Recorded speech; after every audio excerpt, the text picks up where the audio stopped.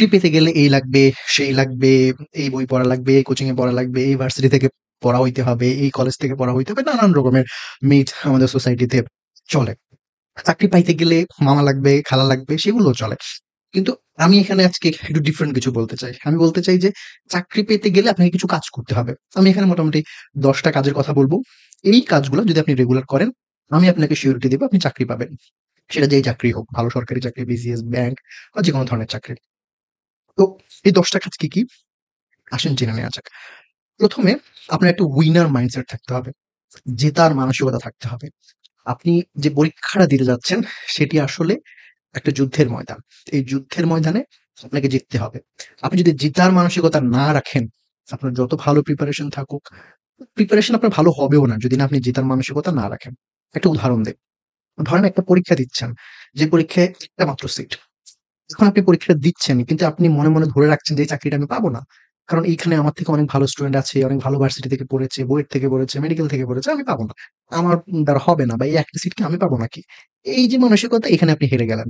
আপনাকে আপনি খেলার মাঠে যতটা না জিততেছেন, তার আগে আপনার জন্য ইম্পোর্টেন্ট যে আপনি জিতবেন। এই মানসিকতা বা এই বিশ্বাসটা আপনার মধ্যে থাকতে হবে।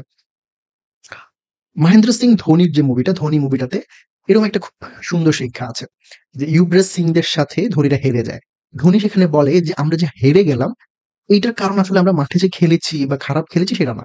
আমরা ইউবরাজ সিংকে দেখে ভয় পেয়েছিলাম বা ইউবরাজ সিংকে আমরা ধরে নিয়েছিলাম। সে তো গ্রেট ব্যাটসম্যান বা খুব দাপুটে প্লেয়ার। সো যখনই আমরা তাকে এই লেভেলে সমীহ করে মাঠে নামছি, তখন আমরা ভালো খেলবো না। সো এখানে ইম্পোর্টেন্ট যে আপনি যখন খেলতে নামছেন, আপনাকে নিজেকে সমকক্ষ ধরতে হবে বা আপনি জিতবেন। শুধু সমকক্ষ না, আপনি ওর থেকে বেটার।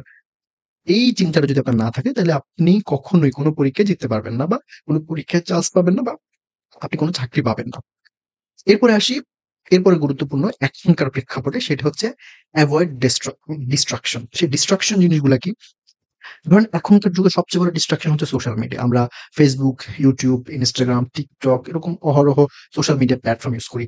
আমাদের মানে স্ক্রিন টাইম বা আমরা দিনে কত ঘন্টা এগুলো ইউজ করি সেটার কোনো আসলে লিমিটেশন নাই। আমরা বুড়ো হতে বৃদ্ধ সবাই আমরা আসক্ত সোশ্যাল মিডিয়ায়। তো এখন ধরেন আপনি চাকরির পরীক্ষা দিতে যাচ্ছেন, আপনি সারাদিন Facebook চালান বা আপনি Facebook এ আপনার বারবার ঢুকতেই হয়। একটু পর, পর আপনি ঝু মেরে দেখেন আজকের গসিপ কি? আজকে আ আ ধরেন খুব ইম্পোর্টেন্ট লেলা মামুনের কি হইল?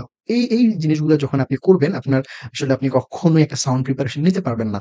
সো আপনি চাকরির প্রিপারেশন এর ক্ষেত্রে বা চাকরি পাওয়ার ক্ষেত্রে আপনার খুব গুরুত্বপূর্ণ একটা জিনিস হচ্ছে আপনাকে ডিস্ট্রাকশন কে এভয়েড করতে হবে। এখন এই ডিস্ট্রাকশন কিভাবে এভয়েড করবেন সেটা আসলে আপনার বিষয়। আপনি কি মোবাইল বেঁচে ফেলবেন বা স্মার্টফোন ইউজ করবেন না বাটন ফোন ইউজ করবেন। এগুলো নানান রকমের ডিসিশন হইতে পারে।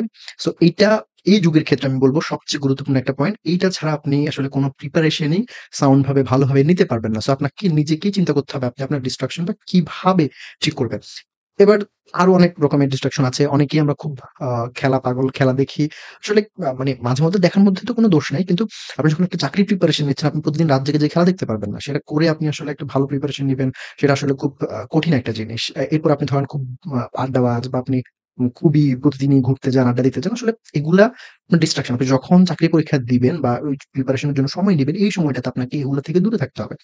দেন ৩য় গুরুত্বপূর্ণ পয়েন্ট যে আপনাকে সবসময় ফোকাসড এন্ড মোটিভেটেড থাকতে হবে। এই ফোকাসড এন্ড মোটিভেটেড থাকার আসলে মাঝে কি? মোটিভেটেড না থাকলে আপনার পড়াশোনা করতে ভাল লাগবে না। আপনি টানা ১ সপ্তাহ পড়লেন, এরপর দেখবেন আপনার একটু ভাল লাগতেছে না পড়াশোনা করতে। এই ভালো না লাগাটাকে ভালো লাগানোর জন্য আপনার জন্য থাকতে হবে মোটিভেশন। এবং সেই মোটিভেশন আসলে অনেক রকম হইতে পারে। মোটিভেশন আপনাকে নিজেই ঠিক করতে হবে আপনার মোটিভেশন কি? কারো জন্য হইতে পারে আপনি ছোটবেলার স্বপ্ন বাস্তবায়ন করছেন। আপনার ছোটবেলায় ইচ্ছা ছিল আপনি পুলিশ অফিসার হবেন। সেটা বাস্তবায়নের জন্য আপনি লড়ে যাচ্ছেন। বা আপনার হইতে পারে আপনার বাবা-মার স্বপ্ন, বাবা-মার মুখ উজ্জ্বল করবেন বা হইতে পারে সোসাইটিতে আপনি একটা নাম কামাবেন বা আপনি বিয়ে করবেন। এরকম নানান রকমের মোটিভেশন থাকতে পারে। মোটিভেশন ঠিক করতে হবে আপনাকে। আপনার যদি এমন হয় যে আপনার গার্লফ্রেন্ডকে বিয়ে করার জন্য আপনাকে বিজনেস ক্যাডার হইতে হবে, সেটা একটা মোটিভেশন। সেটার জন্য আপনি কিন্তু মনে প্রাণে চেষ্টা করে যাবেন। সো এরকম একটা মোটিভেশন আসলে থাকা দরকার। তো এছাড়া কন্টিনিউয়াস মোটিভেশন এর একটা ওয়ে এবং সাথে ডিসিপ্লিন থাকার একটা ওয়ে হচ্ছে আপনি যদি মুসলিম হন, আপনি নামাজ পড়বেন নিয়মিত বা আপনি যদি অমুসলিম হয়ে থাকেন মেডিটেশন হইতে পারে বা যেকোনো ক্ষেত্রে হইতে পারে যে আপনি নিয়মিত মেডিটেশন করেন। সেটা আসলে আপনাকে খুব কন্টিনিউয়াস একটা মোটিভেশন দিবে এবং এই মোটিভেশনটা আপনার যে প্রিপারেশন পুরোটা সময় জুড়ে না থাকলে আপনার আসলে পড়াশোনায় মন থাকবে না বা আপনি খুব লং রান যাইতে পারবেন না। দেন আমি বলব যে একটা খুব সুন্দর স্ট্র্যাটেজি আপনার থাকতে হবে। আপনি একটা ভালো স্ট্র্যাটেজি প্ল্যান বিল্ড না করলে আপনি আগাইতে পারবেন না। খুব দূর যাওয়া আপনার পক্ষে সম্ভব না। এটা কিভাবে বলি? ধরেন আপনার যখন আপনি প্রিপারেশন শুরু করবেন, তার আগে থেকেই আপনাকে একটা টাইম ফ্রেম ধরে রাখতে হবে যে, আমি হ্যাঁ, ১ বছর আমি কন্টিনিউয়াসলি প্রিপারেশন নিবো বা আমি ২ বছর প্রিপারেশন নেবো। তো ওই প্রিপারেশন এর জন্য এই প্ল্যানটা কি? প্ল্যানটা হচ্ছে আপনি এই ২ বছর কিভাবে সারভাইভ করবেন বা আপনি কিভাবে আপনার ফ্যামিলি প্রেশারটাকে হ্যান্ডেল করবেন, কিভাবে আপনার গার্লফ্রেন্ড বিয়ের জন্য পাগল করে ফেলতেছে সেটাকে আপনি হ্যান্ডেল করবেন বা কিভাবে আপনার ওই সময়টাতে আর্থিক সঙ্গতি কিভাবে আপনি কি একটা টিউশনি করবেন, ২ টা টিউশনি করবেন নাকি কি? মানে আপনাকে মানে এটা খুব ইম্পোর্টেন্ট একটা জিনিস যে আপনি ওই সময়টাতে স্ট্রেস ফ্রি থাকবেন বা আপনি খুব বেশি প্রেশারের মধ্যে থাকবেন না। সেটা আপনাকে নিশ্চিত করতে হবে। সো এটা আপনার পুরোপুরি একটা স্ট্র্যাটেজির বিষয়। আর সাথে আপনি কি পরীক্ষা দিচ্ছেন, কোন সময় কোন পরীক্ষা দিবেন বা কয় মাস পর থেকে পরীক্ষা দিবেন বা আপনি কোন ধরনের সেক্টরে যেতে চান সবগুলোই কিন্তু আপনার স্ট্র্যাটেজি বা প্ল্যান ধরে রাখতে হবে। আপনি স্ট্র্যাটেজি, প্ল্যান বা গোল না ঠিক করে আপনি খুব আগাইলেন, খুব বেশি দিন আপনি কিন্তু সার্ভাইভ করতে পারবেন না। দেন খুব ইম্পোর্টেন্ট আপনি প্রিপারেশন এর ক্ষেত্রে আপনাকে বা যেকোনো প্রিপারেশন এর ক্ষেত্রে আপনাকে এক্সামের ফিয়ার এইটাকে কিভাবে আপনার রিমুভ করতে হবে। অনেকের মধ্যে এটা থাকে। খুব কমন একটা জিনিস যে খুব ভালো প্রিপারেশন নিচ্ছেন তারপরেও আপনার পরীক্ষাতে যে আপনি খারাপ করেন। এর কারণ হচ্ছে আপনি পরীক্ষাকে ভয় পান বা পরীক্ষার সময় পরীক্ষায় বসলেই আপনার আসলে কাঁপাকাঁপি শুরু হয় বা আপনি জানা জিনিস ভুল করেন। তো এই পরীক্ষার ফিয়ারটা বা পরীক্ষার ভয়টাকে আপনি যতদিন না কাটাবেন, ততদিন আপনার একটা ভালো প্রিপারেশন নেওয়া সম্ভব হবে না। বা ভালো প্রিপারেশন নিয়েও আপনি একটা খারাপ রেজাল্ট করছেন বা একটা চাকরি পাচ্ছেন না। সো এই পরীক্ষার ভীতিটা দূর করার জন্য আপনি আসলে কি করতে পারেন? পরীক্ষার ভীতি দূর করার সবচেয়ে ভালো উপায় হচ্ছে বারবার পরীক্ষা দেওয়া। সেটা আপনি হতে পারে একটা কোচিং এ দিচ্ছেন বা হতে পারে আপনি কোনো অনলাইন প্ল্যাটফর্ম এ দিচ্ছেন। নিজে বাসায় বসে মডেল টেস্টের মতো কিছু দিয়ে নিয়মিত আপনি পরীক্ষা দিবেন। অর্থাৎ খুব বেশি পরীক্ষা দেওয়া। আমরা প্রিপারেশন এর ক্ষেত্রে একটা কমন ভুল করি। আমরা ভাবি যে আগে সব প্রিপারেশন নিয়ে ফেলবো এরপরে পরীক্ষা দিব। না। আপনি যেদিন থেকে প্রিপারেশন নেন সেদিন থেকে আপনি পরীক্ষা দিতে পারেন। ছোট, ছোট পরীক্ষা দেন। আস্তে, আস্তে বড়র দিকে যান। আস্তে, আস্তে ফুল সিলেবাসের উপর পরীক্ষা দেন। তো এভাবে পরীক্ষা দিতে হবে যে আপনার পরীক্ষার উপর যে ভয় সেটা কেটে যাবে।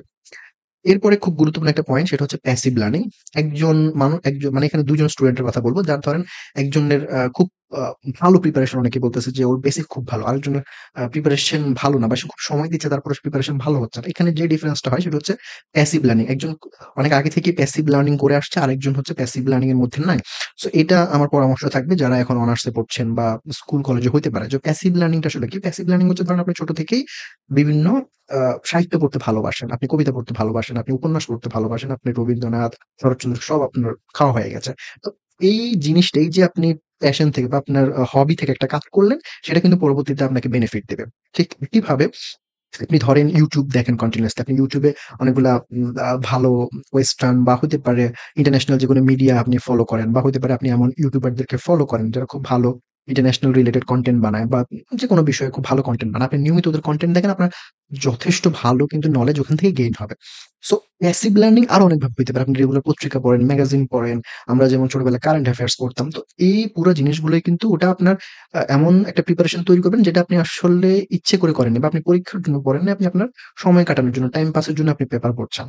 তো এজন্য প্যাসিভ লার্নিং খুবই গুরুত্বপূর্ণ। আপনি খুব আপনার আ আ স্টুডেন্ট লাইফ থাকাকালে আপনি যদি একটু করে প্রতিদিন ১ ঘন্টা করে এই সময়গুলো আপনি হবির আকারে যদি আপনি সময়টা দেন, তাহলে কিন্তু হচ্ছে আপনার খুব ভালো একটা প্রিপারেশন হবে। আপনি এটার জন্য সবচেয়ে ভালো উপায় তো বই পড়া। বিভিন্ন রকমের বই পড়া হইতে পারে, সাহিত্যের বই হইতে পারে, ইতিহাসের বই হইতে পারে। যেকোনো আসলে বই, যেকোনো বই পড়লেই আসলে আপনার প্যাসিভ লার্নিং হইতে থাকবে। আপনি খুব রেগুলার ইংরেজি বই পড়েন, ইংরেজি সাহিত্যের বই পড়েন। আপনার মানে মানে আপনার ইংলিশ প্রিপারেশন এত ভালো হবে, আপনি যখন পরীক্ষা দিতে যাবেন আপনি বুঝতে পারবেন যে আপনার আসলে এটা প্রিপারেশন আর কিচ্ছু নেই। আপনি অটো পারেন। সো প্যাসিভ লার্নিং খুবই, খুবই গুরুত্বপূর্ণ। দেন একটা খুব ইম্পোর্টেন্ট জিনিস হচ্ছে রিভিশন। আমরা চাকরি প্রিপারেশন এর ক্ষেত্রে হয় কি যে ২-১ মাস পড়ে ৩-৪ মাস পড়লাম, হতাশ হয়ে যাই। এরপরে মনে হয় আমি এত পড়লাম তারপর তো পারছি না। আসলে ১ দিন ২ দিনে হবে না। আপনাকে খুব বারবার রিভিশন এর মধ্যে দিয়ে যাইতে হবে। আপনাকে এমন হইতে পারে যে আপনি একটা জিনিস খুব ভালো করে পড়ছেন। এরপর আপনার মনে হইতে পারে কয়েক মাস পরে যাওয়ার পরে আপনার মনে হবে যে আপনার প্রিপারেশন আসলে 0। কিন্তু আপনাকে হতাশ না হয়ে সেই সময়টাতে কিন্তু 0 থেকে রিস্টার্ট করতে হবে। অর্থাৎ আপনাকে রিভিশন এর মধ্য দিয়ে যাইতে হবে। রিভিশনটাও কিন্তু আপনার খুব গুরুত্বপূর্ণ এই সময়। দেন এই জিনিসটা আমরা অনেকে একটু অবহেলা করি যে আমরা যখন প্রিপারেশন নিয়ে একেবারে মানে ভাঙা পরিশ্রম বা হচ্ছে আপনি এমন পড়াশোনা করছেন যে একেবারে আপনাকে নিজেকে সময় দিচ্ছেন না বা নিজের জন্য কোনো সময় নাই। এটা করলে হবে কি আপনি খুব দ্রুত টায়ার্ড হয়ে যাবেন। সো আপনি যাতে খুব দ্রুত টায়ার্ড না হন সেজন্য একটা ভালো উপায় হচ্ছে আপনি খুব সময় করে মানে প্রিপারেশন এর মাঝে নিজেকে কিছু সময় দেওয়া। সেটা হইতে পারে কোথাও ঘুরতে যাওয়া, সেটা হইতে পারে প্রতিদিন বিকালেও একটু আপনি নিজের জন্য সময় বের করছেন। সেটা হতে পারে মাসে একবার আপনি ঘুরতে যাচ্ছেন। তো এই সময়টা মানে নিজেকে ব্রেক দেওয়া, এটা খুবই গুরুত্বপূর্ণ। প্রতিদিন দেন, সপ্তাহে দেন, মাসে দেন। কিন্তু নিজেকে রিফ্রেশ আপনাকে করতে হবে। আদারওয়াইজ আপনি টায়ার্ড হয়ে যাবেন। দেন যেটা আমি মানে বলব যে প্রিপারেশন এর পর্যায়ে হাম্বল থাকাটা, বিনয়ী থাকাটা খুবই গুরুত্বপূর্ণ। এইটা আসলে বলবেন যে আসলে খুব কিসের সাথে রিলেটেড? আসলে এটা মানে আপনি যখন বিনয়ী থাকবেন না বা উদ্ধত আচরণ করবেন বা আপনার যখন অহংকার থাকবে, আপনি somehow ঠকে যাবেন। বাট আপনি যদি বিনয়ী থাকেন, হাম্বল এনাফ থাকেন, তাহলে দেখবেন আপনার আসলে আপনি হেল্প পাচ্ছেন কোথাও একটা থেকে। সেটা হতে পারে আল্লাহর হেল্প হইতে পারে, খোদার হেল্প হইতে পারে। তো আপনার প্রিপারেশন এর সময় এই হাম্বল থাকার কাজটা বা নিজেকে হাম্বল রাখা খুবই, খুবই গুরুত্বপূর্ণ। সো লাস্ট যে অপশনটার কথা আমি বলব, লাস্ট যে কাজটার কথা আমি বলব সেটা হচ্ছে অপশন বি ঠিক রাখা। এইটা খুবই গুরুত্বপূর্ণ। কারণ আপনি যখন চাকরির প্রিপারেশন নিবেন বা আপনি প্রিপারেশন এর পুরোটা সময়ে আপনি কতটুকু নির্ভর থাকতে চান বা কতটুকু আপনি ভয় থেকে দূরে থাকতে চান। ভয় আসবেই। আপনি যখন প্রিপারেশন নিচ্ছেন আপনার বারবার মনে হবে, আমার যদি না হয়, আমি না হইলে কি করব? বা আমার শেষমেশ যদি আমি টিকলাম, টিকেও যদি আমার চাকরিটা না হয় বা নানান রকমের ভয় আপনাকে ঘিরে ধরবে।